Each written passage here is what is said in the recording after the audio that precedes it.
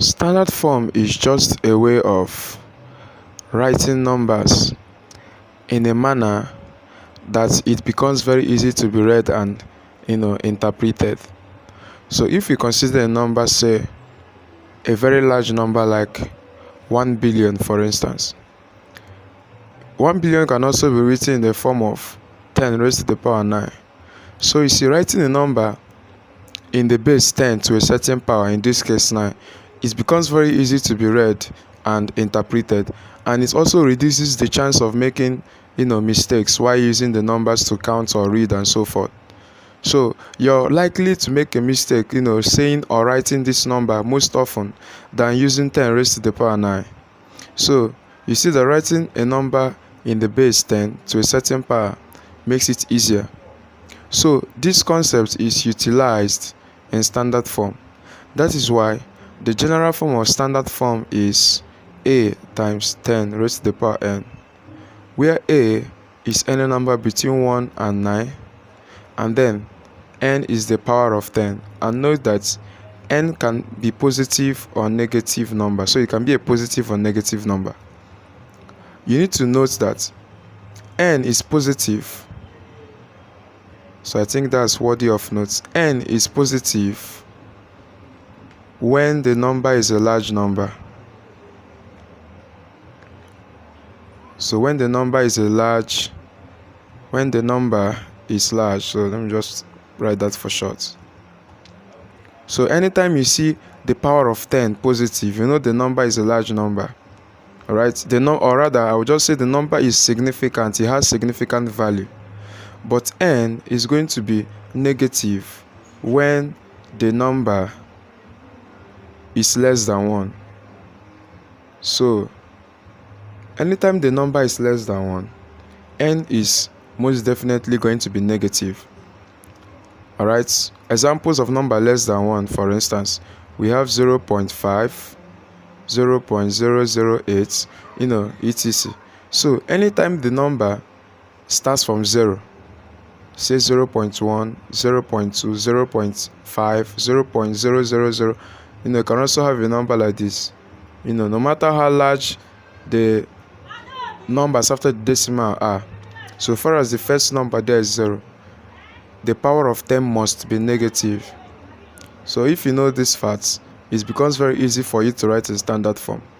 And it's also very important to write in standard form because even when you start using calculators to calculate any problem in mathematics or physics, as the case may be, sometimes if you input very large numbers in the calculator, it's going to leave the answer in standard form.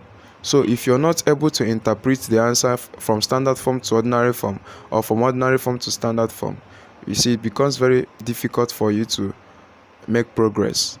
So let's delve into questions already.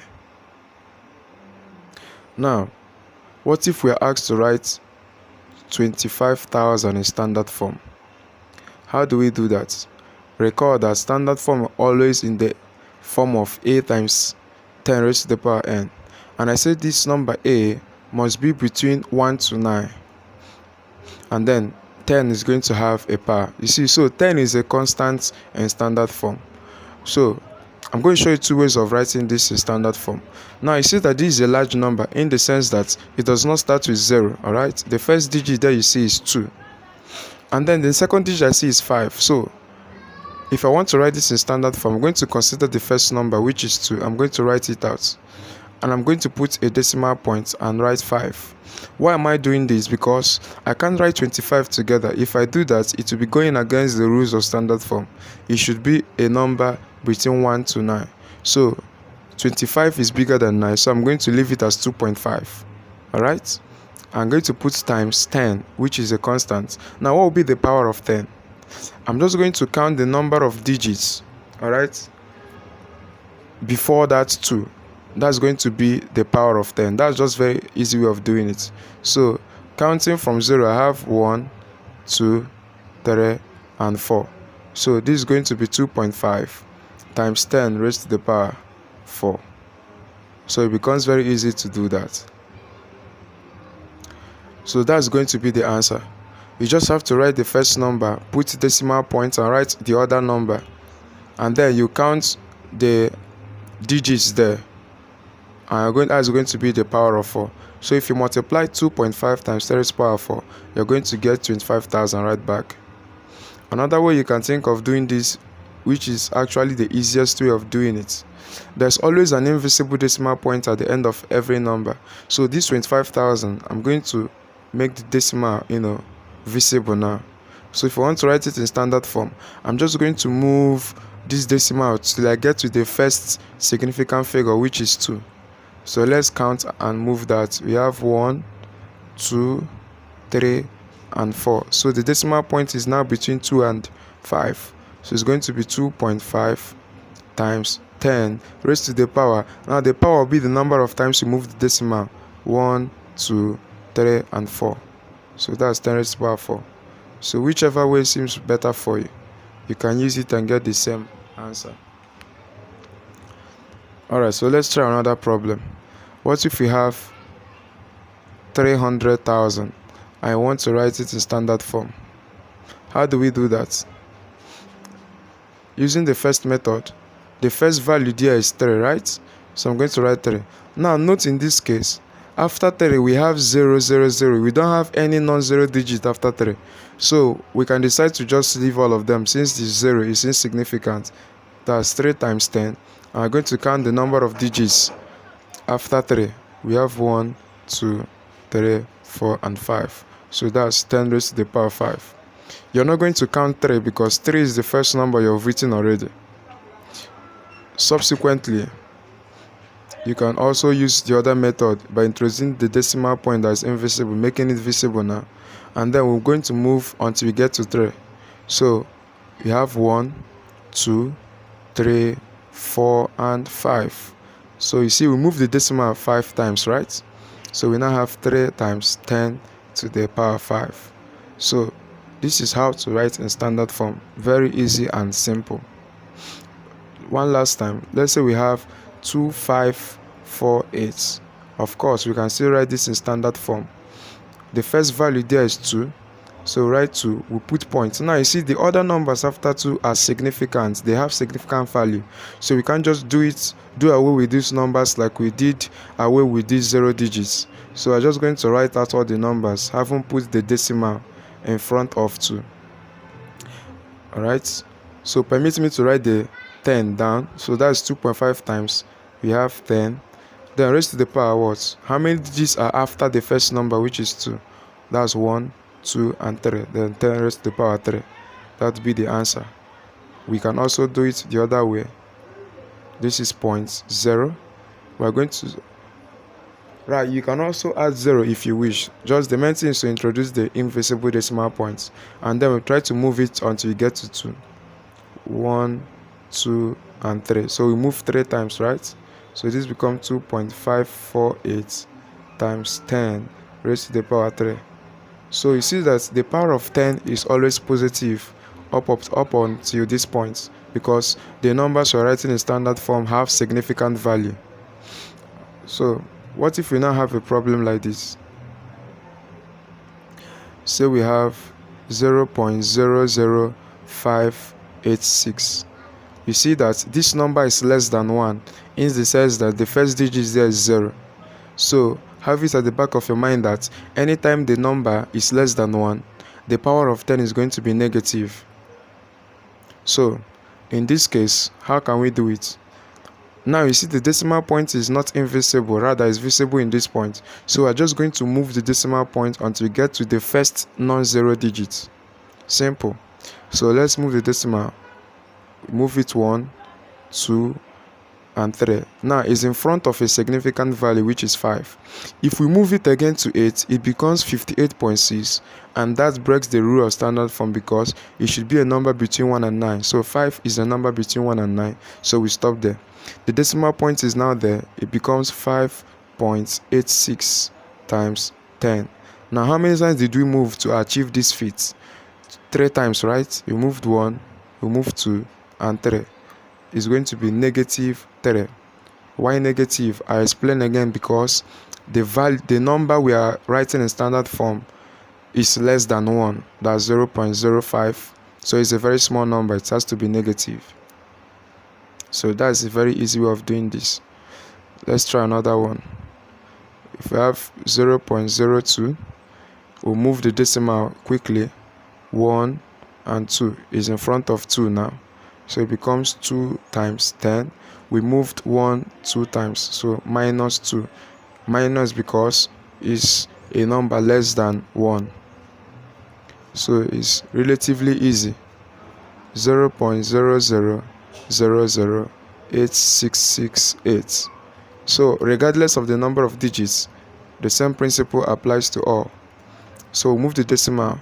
First 1, 2, 3, 4, and 5. We're in front of the first non-zero digit, which is 8. It becomes 8 points. Since the other digits are significant, we are going to put it down.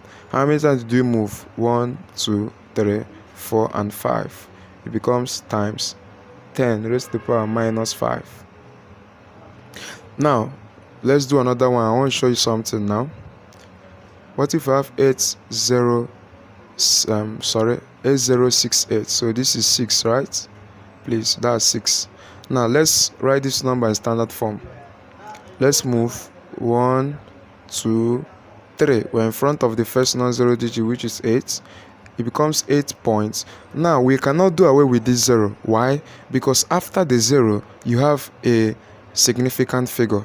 So if anytime 0 is before a significant figure, the 0 becomes significant itself. So we're not going to throw it away. We'll write the 0. 68 times 10. How many times did you move to achieve this? That's 3 times. Minus 3, because the number we are writing in standard form is less than 1. The same thing applies for numbers that are greater than 1. So what if we have a number like this? Alright, how do you write this number? So this is 20,005, right? That's the value we have there, 20,005. How do you write it in standard form? The first digit there is 2. Now you see this is a significant value. This number has significant value. It's greater than 1, so the power is going to be positive. So this is 2 points. Now we will not do away with all these 0 and then write only 5, because since these zeros are before 5, which is a significant figure, they become significant themselves. So you write 0, 0, 0 and then 5 times 10 raised to the power 1, 2, 3, and 4 raised to the power 4. Subsequently, you can also do it this way. Introduce the invisible decimal point and move to the first number, which is significant. 1, 2, 3, and 4. So it becomes 2.0005 times 10. We moved how many times? 1, 2, 3, and 4. So raise to the power 4. So it becomes very easy for you to write in standard form. What if we have a case scenario when we want to convert from standard form to ordinary form? So say we want to write this number 2.53 times 10 raised to the power 6, for instance.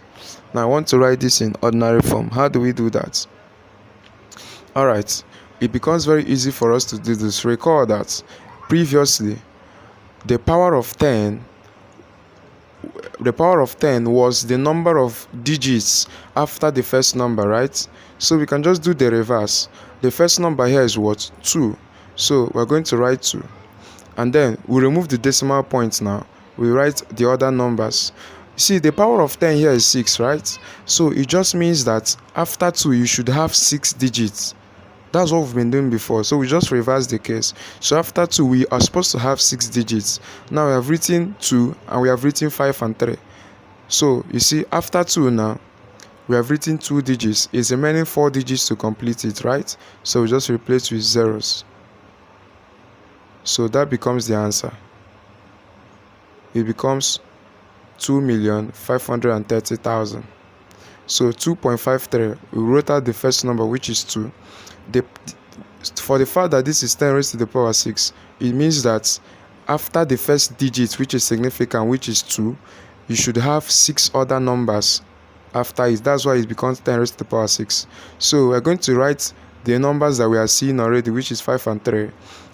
And then the number of digits we need to add to make it 6 is 4, so we just replace with 4 zeros. I think that's fair enough. Let's try again.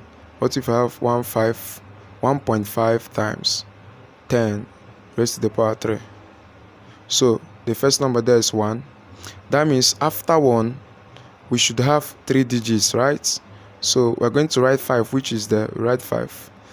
It remains 2 more digits to complete it 3. We add 0 and 0. It becomes 1500. Let me try that again. 2.845 times 10 raised to the power 2. Now, what about this case? It means that the first number there is 2, right? So I'm going to write it. After 2, I should have 2 more digits, right? You're not going to say that, okay, but in this case, we already have 3 digits. How are you going to go about it? It's very simple. Since we have written 2, we need more 2 digits. So I'll write 8 and 4. I've completed what we need. So the other number after there, I'll put a decimal point and then add the number. It becomes 284.5. So that's how to write in ordinary form. Let's try that one more time so it becomes very clear. What we have 1.86 times 10 raised to the power 5. The first number is 1. After 1 we should have 5 digits, right? So I'm just going to write 8 and 6.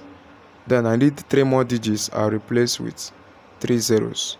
It becomes 186,000. So that's basically how to write in ordinary form. Let's write, the ones with a negative power. 0 points. No, I'm wrong already. So let me just write a better question there. What if we have, say, 8 times 10 raised to the power minus 4? Now this one becomes very easy for you to write in ordinary form. Anytime you see 10 raised to the power a negative number, recall from what we said initially, it means that the number that was written in standard form is a number less than 1. That means the number should start from 0, 0, 0 or something. So it must start with 0. So for the fact we are seeing 10 raised to the power negative 4, it suggests that this number is a number less than 1. Now it's very easy to write. The power of 10 suggests the number of zeros you write. That's all. So if we are seeing 10 raised to the power minus 4, we are just going to write 0 points. We write 4 zeros. So this is 1 0, 2 0, 3 0, and 4 0. So that's all. And then we write the digit there. So it becomes 0.0008. You see that? Very simple. So let me get rid of this one quickly. So let's try again. What if we have 2.54 times 10 raised to the power minus 5? Simple. For the fact I'm seeing minus, it means that this number is a number less than 1. So, and for the fact I'm seeing 5 there, it means I should have 50 before these digits. So I'm just going to draw, or rather write the 5 zeros. That's 1 0, 2 0, 3, 4, and 5.